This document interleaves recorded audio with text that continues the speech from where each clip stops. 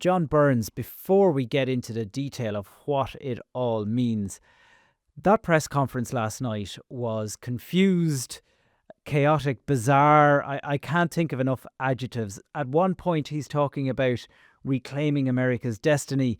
At another stage, he's claiming that America has been looted, pillaged, and raped by both friend and foe. It was bizarre, wasn't it? It was, but it was typical Trump, really. I mean, we've got used to this style from the many rallies that he's held down through the years. So, first of all, he was late, like a bride to a wedding. He just loved the fact that the whole world was waiting on him and hanging on his every word. And then he went into a big, long, rambling monologue. And he did announce early on about the 25% tariff on cars, which we knew was coming. But we were all sitting there waiting for the figures, like what would the EU be hit with? What would the Asian countries be hit with? And it was about 25 minutes, I think, into his speech before we got the actual numbers. And then from Howard Lutnick, he got this bizarre chart. And he said it would have been even bigger if the wind hadn't been blowing. I don't think he could have handled it. But it was really like something out of a bad 1970s game show where you put up all the names of the contestants and put numbers beside them. And we were all straining to see if Ireland was listed on this hit list. But actually, it wasn't. It was just the EU, which was in second place on the chart. So at least at that stage, we were able to see that the EU would be hit with a 20% tariff.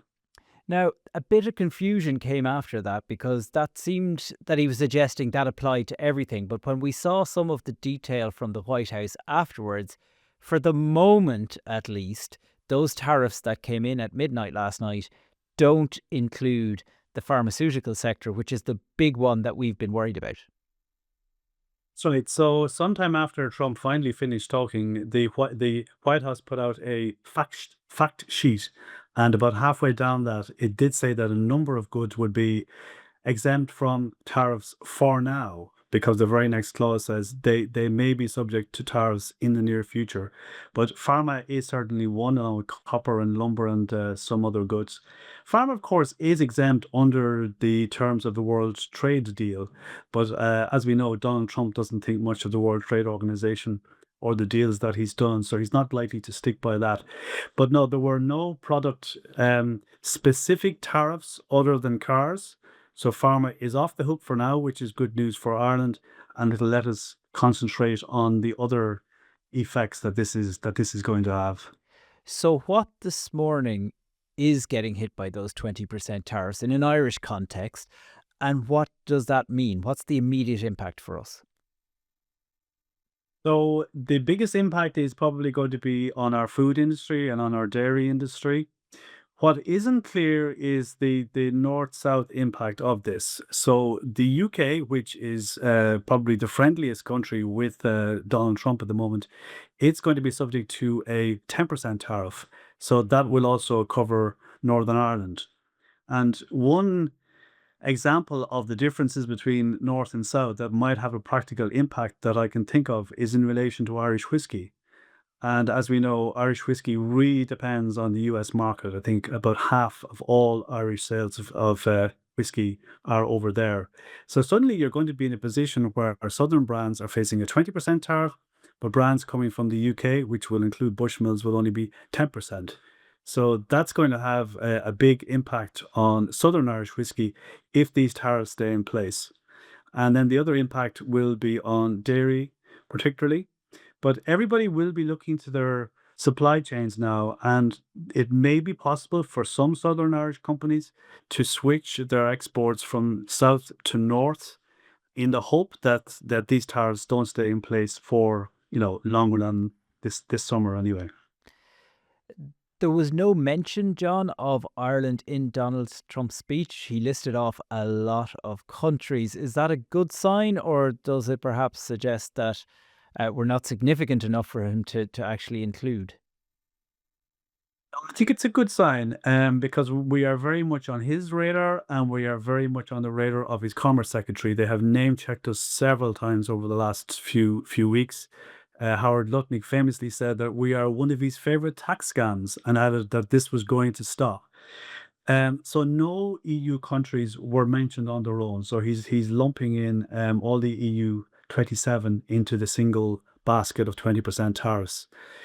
It's possible, of course, with Trump that he will put further tariffs on individual countries later on, but I don't think that's very likely. So the only further impact that we have to worry about outside of the EU 20% is if they put product specific tariffs down and particularly down on pharma. He did talk a lot about how companies are going to invest in America. He talked about Apple was going to spend 500 billion in the States. He mentioned companies like Eli Lilly, who all have big bases here in Ireland. Is that money that we might have expected might get spent here that is now being promised to Trump's America? Some of it probably is. We did a story in the Irish Independent last week looking at the big pharma companies that are based here, most of which have made no announcements in the past year about making any extra investments in Ireland, but pretty much all of whom have now said that they are going to build manufacturing plants over in the States. But look, Kevin, we know that these people are probably sucking up to Trump because we know that because they know that's what he wants to hear. And in the cases of some, including Apple, these are investments that they had planned for some years anyway. They're just making a big song and dance about doing it now in the hope of placating him. But there have been no investment decisions made in Ireland by anybody, either local businesses or multinational businesses, for several months.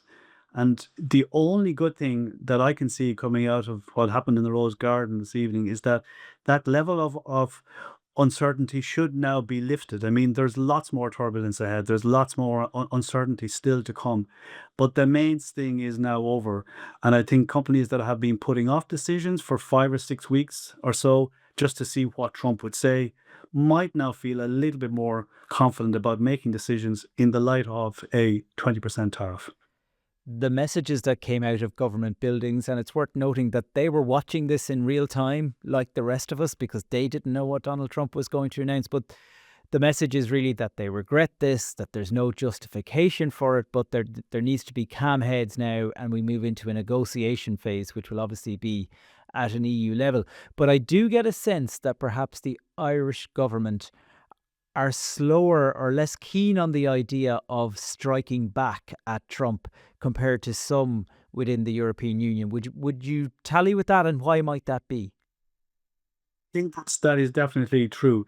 Now, there are two schools of thought on what the EU should do next. In the Irish Independent, we talked recently to Danny McCoy, the CEO of IBEC, and he is somebody who has studied game theory, and he says that in game theory, if you're hit, then you have to hit back.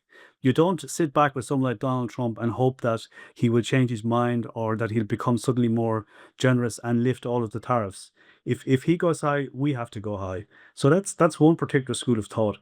But there's a second one which I think may be gaining ground, which is that the EU shouldn't actually do anything. They shouldn't put any retaliatory tariffs on the US at all, in the hope that this actually fizzles out. And there are some good reasons for doing this, because if you take on Trump, he's the kind of person who will lift that 20% up to 30, 40, or even 50%. So is there any point in goading him into doing that? I think why Ireland is worried is because we are really more exposed to a trade war than and really almost any other EU country. I mean, Germany will be hit hard by the tariff on cars, let's say, but if there's a 20% or 25% tariff on pharma, that's going to have a huge impact for Ireland. We know that up to 80,000 jobs could be lost or at least not created here. There could be a fall of up to 3% in GDP. I think the biggest impact that this could have would be to undermine our corporation tax base, which would mean that the government has far less money to spend. So I think they may be hoping, Micheál Martin and Simon Harris may be hoping that the best thing to do here is to batten down the hatches and hope the storm passes. One thing I'm slightly confused about, John, I'm hoping that maybe you can clarify it for me. When Trump held up his big board, I think you describe it being like at some 1970s bad TV quiz show. Um, his whole explanation for why he was doing for this was that Europe was applying 39% tariffs to the United States. So he was striking back with a 20% rate. So how can Europe hit back again? Is it true that Europe are charging tariffs on United States at that big of a gap? It actually isn't, because what he's doing is he's throwing everything in, including the kitchen sink, to get this figure of 39%. Europe's tariff rates tend to vary between 10 and 15% on US imports. So what he's doing is particularly putting in VAT. And as we know, VAT is levied differently over in the States than it is here. But nevertheless, it's not a tax that's just put on the US and nobody else. Everybody has to pay VAT. So that's where the difficulty arises. Um, but Trump loves tariffs. It's his answer to everything. The other day, when he wasn't happy with the way Russia was engaging with them in relation to calling a ceasefire in Ukraine, what did he do? He threatened them with tariffs. In relation to Venezuela, he's threatening anybody who deals with them with tariffs. So it's his one size fits all, and I think he wants to keep them in place at least for some months, in the hope that, first of all, it will take in some revenue, which he badly wants to use in order to have a tax cut, but also in the hope that there will be more announcements of the sort that we have talked about, more companies saying they're going to open up manufacturing plants in the US and more jobs moving back there. John, we've talked about businesses a lot. We've talked about corporation tax rates a lot. What does it actually mean for me, Kevin Doyle, and my credit card? I don't think inflation is a short-term worry for us, Kevin. First of all, if tariffs are applied to US goods coming into Ireland, there's not actually all that many of them, and we can swerve them. The biggest impact could be on Ryanair, which sources all its aircraft from Boeing. If aircraft were to be included, I think that might hit Ryanair pretty badly. I think the main concern that ordinary people should have or will have is just in relation to jobs. It's that jobs will ultimately be lost if there is a full trade war as companies lay off staff, but also that jobs won't be created, certainly not at the rate that we've seen. So we really do need to hope that if there is a trade war, it doesn't last long and that real talks take place. And I'm still optimistic about this. I think that serious US EU talks should now kick off in the next couple of months, and that by the summertime, they should be getting around to some sort of reconciliation on this. Well, last question, John. You're optimistic, but can you actually negotiate with Donald Trump? No, you can't. But hopefully you can do so with people in his cabinet and in his wider circle. And even if the EU doesn't hit back on tariffs, other countries will. I mean, some of the Asian countries are not going to take this lying down. They got And you would fleeced, hope. didn't they? The Asian countries. I mean, we haven't really touched on it, but Europe actually is looking a lot healthier this morning than a lot of other countries. Japan, for example. Japan, Vietnam, Cambodia. And remember as well, there are some US companies that manufacture there and sell their goods back to America, just as the pharma companies do here. The likes of Nike, for example, I think do an awful lot of manufacturing in Vietnam. They're going to be subject to this 40% tariff from midnight. So the hope would be that, while Trump is addicted to tariffs, his favorite word, there might be wiser counsel in his cabinet and in industry who start whispering in his ear, maybe this isn't such a good idea, Mr. President. John Burns, thank you very much for staying up late and trying to crunch the numbers and make sense of all of that.